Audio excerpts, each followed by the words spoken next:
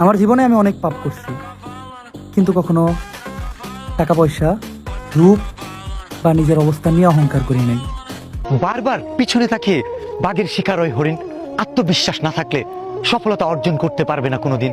লোকে কি বলবে, মানুষ কি ভাববে, এসব নিয়ে দুশ্চিন্তা করো যারা, সফলতার পথে হাঁটার সাহস সঞ্চার করতে পারবে না তারা। হ্যালো ভাই ব্রাদার, কেমন আছেন সবাই? আশা করি সবাই ভালো আছেন।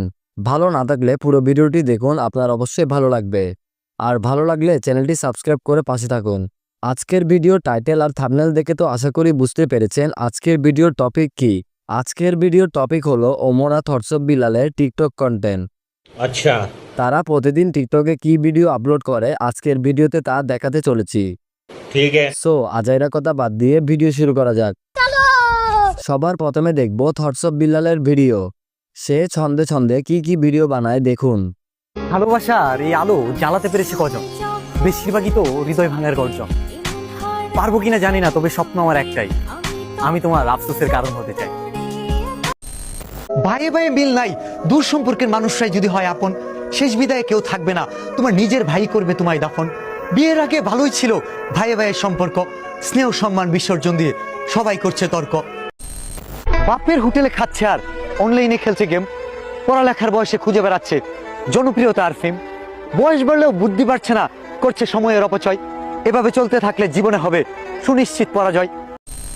তো বন্ধুরা, দেখতেই তো পেরেছেন তার এই ছন্দে ছন্দে কথাগুলো কতটা সুন্দর।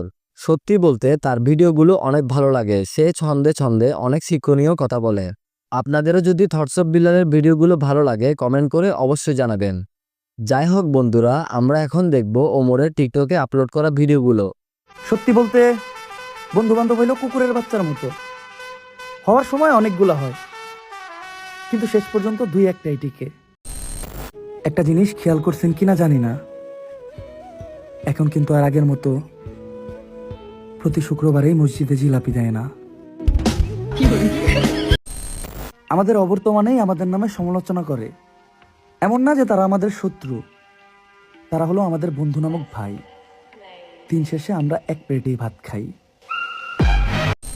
তো বন্ধুরা, দেখতে দেখতে ভিডিও শেষ পর্যায়ে চলে আসছি। ওমরের ভিডিওগুলো নিয়ে আমার বেশি কিছু বলার নাই, তার প্রতিটা কথা বাস্তবতার সাথে মিলে যায়। আর হ্যাঁ, তোমাদের ওমরকে কেমন লাগে আর ওমরের ভিডিওগুলো কেমন লাগে তা কমেন্ট করতে একদম ভুলবে না। জুতাও হারাইছি, জিলাপিও পাই নাই।